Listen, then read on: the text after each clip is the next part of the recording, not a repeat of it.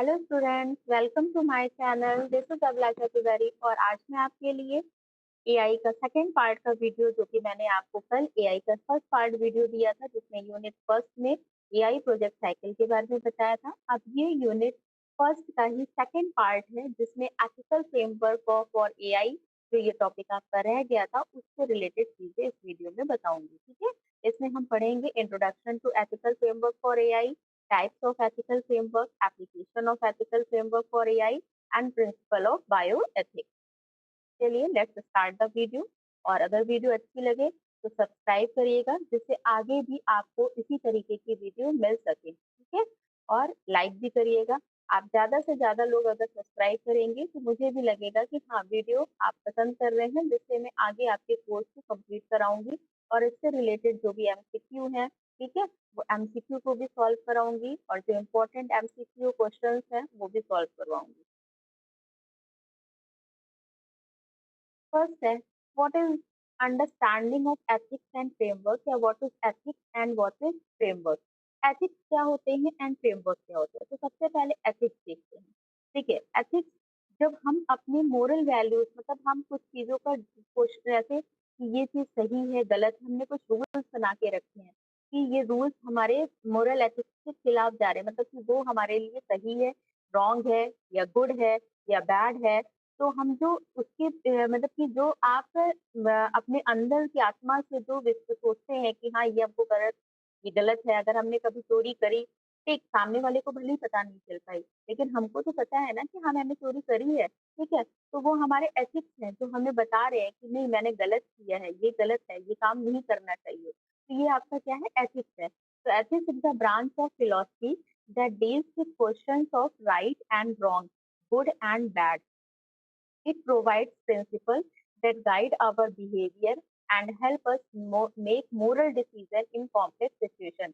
ठीक है, तो ये हमें as a guide, as a principle, हमारे क्या प्रिंसिपल है, हमने अपने लाइफ में क्या प्रिंसिपल बना के हमारा क्या बिहेवियर है, क्या मोरल डिसीजन हम लेंगे इस कॉम्प्लेक्स सिचुएशन में, ये क्या चीज सही है, क्या चीज गलत है। ठीक है, वो सारी चीजें हमारी एथिक्स है, ठीक, जो हमें बताती है कि क्या गलत है, क्या सही है। ये आपकी किस ब्रांच में आएगी, फिलोसफी ब्रांच में आएगी। तो हमें अंदर से, हमारी अंदर की सोल से ये हमको समझ में आए कि नहीं, जो हम कर रहे हैं वो गलत है, भले ही हम उसको गलत करें, लेकिन हम अंदर से ये सोच रहे हैं कि नहीं, ये हमारे रूल्स के खिलाफ है, ये गलत काम है, ये काम नहीं करना चाहिए। तो वो किस में आएगा, एथिक्स में आएगा। तो in the context of AI, ethics examine how intelligence system should be design, deployed and use to benefit humanity while minimizing harm। तो एआई के कॉन्टेक्स्ट में अगर कहा जाए कि एथिक्स का यूज क्या है, तो एथिक्स ये एग्जामिन करती है कि एक कैसा इंटेलिजेंट सिस्टम हमें चाहिए, डिजाइन करना चाहिए, जिससे जो भी रियल वर्ल्ड में आए, हमें जिसको हम यूज करें, उसमें ऐसी ह्यूमैनिटी हो जो वाइल मिनिमाइजिंग हार्म, कि नुकसान कम से कम पहुंचा पाए, नुकसान ना पहुंचाए। तो उसमें एथिक्स भी होने चाहिए। ठीक है, ऐसे गुड और बैड चीजों को समझने के लिए उनके अंदर ऐसी मतलब कि ऐसी प्रोग्रामिंग करे, ऐसी इंटेलिजेंसी डाले, जिससे वो एथिक्स को भी समझ सके। अब आता है नेक्स्ट है, व्हाट आर फ्रेमवर्क। फ्रेमवर्क क्या है, फ्रेमवर्क का स्ट्रक्चर्ड अप्रोच और systematic method that help us analyze problem and make decision. They provide guidelines, principle and tools to navigate complex ethical dilemma। ठीक है, ठीक है। एथिक्स, ये फ्रेमवर्क क्या है, फ्रेमवर्क एक स्ट्रक्चर्ड अप्रोच है। इस स्ट्रक्चर्ड अप्रोच के अंदर हम एक सिस्टमैटिक मेथड कह दो, जो एनालाइज करता है प्रॉब्लम को और फिर उसके बाद डिसीजन लेने के लिए हेल्प करता है कि क्या डिसीजन लेना चाहिए।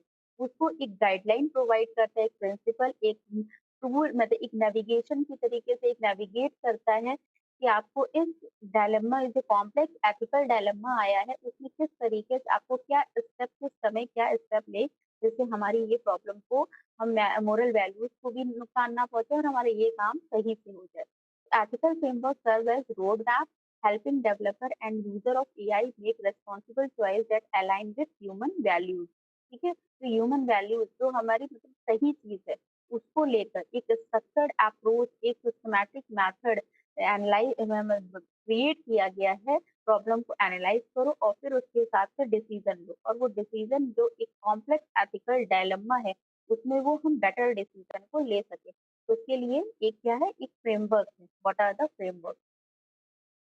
अब है what are the ethical framework. अब इसी को मैंने समझा कि एथिकल, देखिए ये पिक्चर है, क्या सही है क्या गलत है, ये डिसीजन किसको लेना है, हमको लेना है। तो उसके लिए हमने एक फ्रेमवर्क बनाया है कि हाँ ये इस कंडीशन में अगर आएगा तो ये चीजें सही है, इस कंडीशन में आएगी तो ये चीजें गलत है। तो ये क्या है, हमारा एथिकल फ्रेमवर्क है। तो एक guiding principal, decision tools and protective standards हमारे पास होने चाहिए। गाइडिंग प्रिंसिपल्स में structured set of moral principles that help determining right from wrong in decision making process। तो गाइडिंग प्रिंसिपल अगर हमारे पास है तो हम मोरल प्रिंसिपल्स के अकॉर्डिंग ये डिसीजन ले सकते हैं कि क्या गलत है और क्या सही है। डिसीजन टूल्स होने चाहिए जिसमें हम डिसीजन टूल्स के थ्रू हम ये जो हमारे अंदर डायलेमा आएगा कि ये गलत है क्या सही है, क्या कहें इसको, गलत कहें या सही कहें, तो वो ऐसे कुछ फैक्टर्स होने चाहिए जिन फैक्टर के थ्रू, डिफरेंट डिफरेंट टाइप के फैक्टर, जिन फैक्टर के थ्रू हम उस रिजल्ट तक पहुंच सके and values when facing ethical dilemma.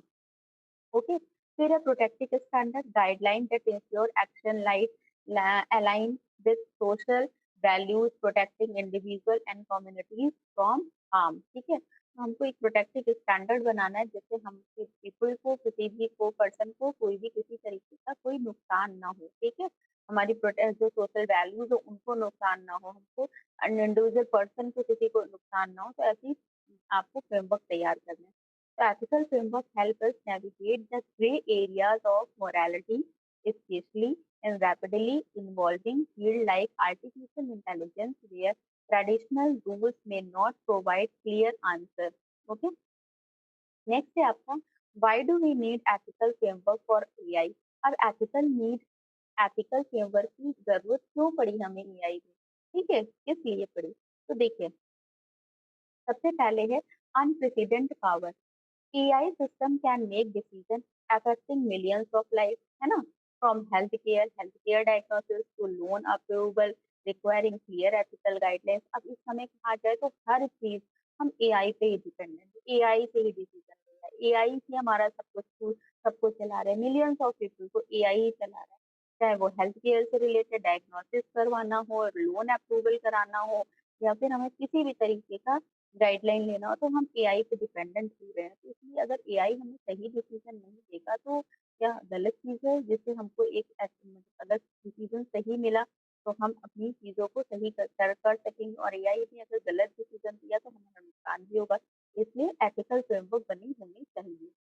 Preventing बायस, बायस नहीं होना चाहिए। ठीक है, ये नहीं कि ये रिच पीपुल है तो उसका करें, ये पुअर पीपल है तो इसका नहीं, वो मेल है ये फीमेल है। ठीक है, तो इस तरीके की चीजें उसमें बायस नहीं होनी चाहिए। Without ethical framework AI. Next है प्रिवेंटिंग बायस। प्रिवेंटिंग बायस, बायस को मतलब कि आपको बायस नहीं होना है। बायस दैट मीन्स कि आई को एआई एआई को ऐसा ह्यूमन बायस नहीं होना है, उसको रिलेट करना है, सारी चीजें सही हो, मतलब कि किसी तरीके का रिच और पुअर पीपुल या आपका गर्ल्स बॉयज, इस तरीके से किसी तरीके से सोशियो इकोनॉमिक स्टेटस में ये प्रिवेंट करना है, उसको बायस नहीं होना। इंश्योरिंग अकाउंटेबिलिटी इंश्योर करना है। Framework establish responsibility when AI system cause harm or make mistake, protecting human rights and dignity। तो इसको इंश्योर करना है, इसके लिए भी एथिकल फ्रेमवर्क होना चाहिए। Building trust, clear ethical standard help society trust AI technology, promoting beneficial adoption while maintaining human oversight। ठीक है, तो आपका बिल्डिंग ट्रस्ट, एक ट्रस्ट भी आपको उससे, मतलब कि सोसाइटी को एक ट्रस्ट हो, जब हम वो सोसाइटी का मतलब AI टेक्नोलॉजी हमें ऐसा चीजें देंगे जो बेनिफिशियल होगा, जिसको ह्यूमन के पॉइंट ऑफ व्यू से बेनिफिशियल होगा, तो बिल्डिंग के ऊपर ट्रस्ट होगा कि नहीं, ट्रस्ट बिल्डिंग बनेगी कि नहीं। Future-proofing society. As AI becomes more powerful, ethical framework ensure technology serves humanity best interest rather than causing unintended harm. किसी भी तरीके का मतलब कि किसी तरीके का कोई हार्म ना पहुंचे, अचानक किसी तरीके का कोई हार्म ना पहुंचे। तो एआई को ऐसा पावरफुल बनाना है कि जिससे वो हमारी ह्यूमैनिटी को मतलब कि बेस्ट से बेस्ट टेक्नोलॉजी और बेस्ट से बेस्ट चीजें दे सके। ठीक है, तो ये इसलिए हमें एआई फ्रेम मतलब एथिकल फ्रेमवर्क बनाने की जरूरत है। नेक्स्ट है कौन कौन से फैक्टर हैं जो हमारे डिसीजन में इन्फ्लुएंस करेंगे। तो पर्सनल वैल्यूज, कल्चर बैकग्राउंड हो सकता है, religious belief, family upbringing, life experience, social factor में peer pressure, social norms, community और मीडिया इन्फ्लुएंस, सिचुएशनल एलिमेंट्स में आपके आ जाएंगे available information, time constraint, potential consequence और स्टेकहोल्ड इम्पैक्ट। तो understanding these factor help us recognise our own bias, इस वजह से हम बायस हो सकते हैं ना ये सारी चीजें, and make more objective ethical decision when developing or using AI system। तो ये सारी चीजों को हमको ध्यान में रखते हुए एआई सिस्टम को जब डेवलप करें तो ध्यान ये सारी चीजें ध्यान में रखनी को लेकर हमको मतलब कि डिसीजन लेना है, ठीक है। नेक्स्ट है बायो एथिक्स क्या होते हैं। Bio ethics in life science. Bioethics is a specialized branch of ethics that address moral questions arising from biological science। biological science that means medicine, healthcare, इससे relate करेंगे। It becomes especially important with advance in genetic engineering, organ transplantation and medical AI।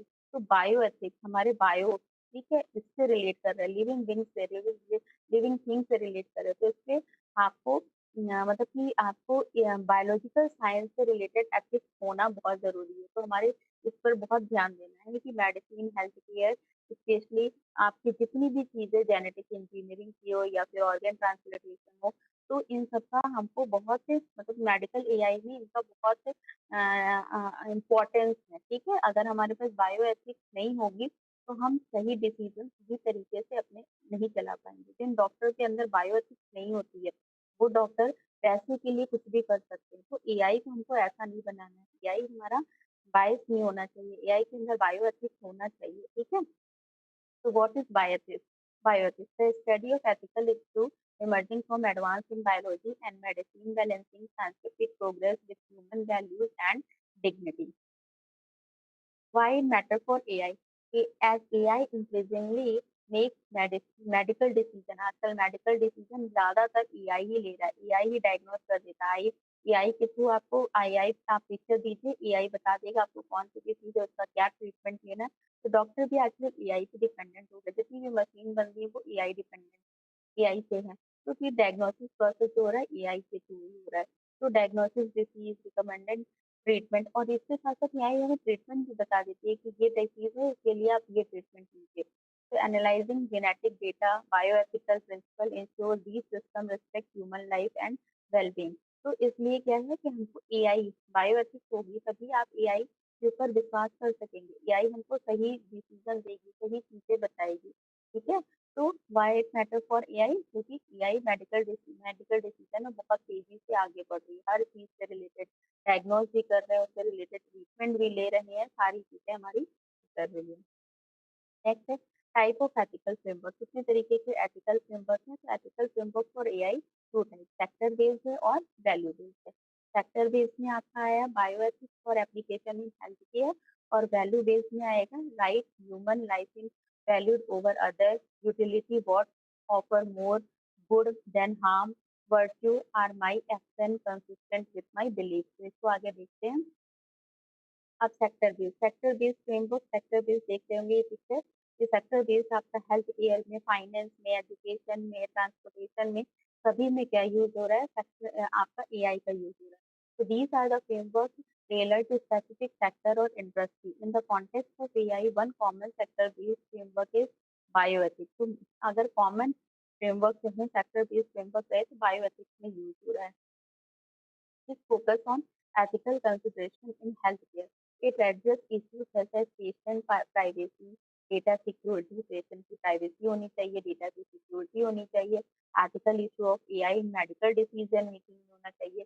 Sector based ethical framework may also apply to domains such as, और कहाँ कहाँ use होते हैं, finance में, education में, transportation में, एग्रीकल्चर में, गवर्नेंस में एंड लॉ इन्फोर्समेंट में। यहाँ पर भी आपके क्या हो रहे हैं, ये सारी एआई यूज हो रहा है, ठीक है। तो अगर हम कॉमन बेस कहा जाए, कॉमन सेक्टर बेस कौन सा होगा एआई का, तो वो है हमारा बायो एथिक्स, ठीक है। तो ये देख रहे होंगे किस किस सेक्टर में, किस किस इंडस्ट्री में आजकल एआई फ्रेमवर्क यूज हो रहा है। नेक्स्ट है वैल्यू बेस्ड। वैल्यू बेस्ड में यहाँ देखिए फेयरनेस में, एथिक्स में, ठीक है, ट्रांसपेरेंसी में और अकाउंटेबिलिटी में। यहाँ पर भी हमारा वैल्यू बेस्ड में हम देखते हैं value based framework focus on fundamental ethical principle and value guiding decision making. It reflects the different moral philosophies that inform ethical reasoning. Value based frameworks are concerned with assessing the moral worth of action and guiding ethical behavior. They can further categorize this classified into three categories. कौन-कौन से right based, utility based और virtue based. अब right based क्या है? जो इसमें priorities किसकी देंगे? Protection of human right. सबसे पहली प्रायोरिटीज हमारी है, हमारा राइट क्या है, हमारा हक क्या है, ठीक है? तो हमारा सबसे पहला हक है कि हमारा राइट जो है वो हम ह्यूमन राइट्स एंड डिग्निटी पे ध्यान देना है, ठीक है? प्रोटेक्ट करना है उसको। तो protection of human right and dignity, valuing human life over other consideration, which emphasize the importance of respecting individual autonomy, dignity and freedom। इनको ध्यान में रखना है। तो ये हमारा राइट बेस पर ये वैल्यू बेस्ड फ्रेमवर्क बना है। In the context of AI, this would involve ensuring that AI system do not violate human right को वायलेट नहीं करेगा एंड डिस्क्रिमिनेशन भी नहीं होगा। डिस्क्रिमिनेशन नहीं होना चाहिए, बायस नहीं होना चाहिए, मतलब किसी तरीके से ह्यूमन राइट्स में वायलेट नहीं होना चाहिए, वायलेंस नहीं होना चाहिए। इनके अगेंस्ट हम ये जो बनाते हैं ये फ्रेमवर्क, ये राइट बेस की सही चीजें होनी चाहिए, ठीक है? ह्यूमन मतलब कि ह्यूमन की फ्रीडम पर, ह्यूमन के लाइफ पर, ह्यूमन की राइट पर किसी भी तरीके पर कोई भी गलत असर ना पड़े, ऐसा फ्रेमवर्क तैयार करना है। अब है यूटिलिटी बेस्ड। इसमें क्या करना है? Evaluate action based on principle of maximising utility और overall good, aiming to achieving outcomes that offer the greatest benefit and minimizing harm। मतलब इसमें ज्यादा से ज्यादा हमको बेनिफिट मिले और बहुत कम ही नुकसान है। It seek to maximise overall utility और benefit from the greatest number of people, ज्यादा से ज्यादा पीपल को बेनिफिट मिले। And in AI, this might involve weighting the potential benefits of AI application against the risk they pose to society, such as job displacement or privacy concern।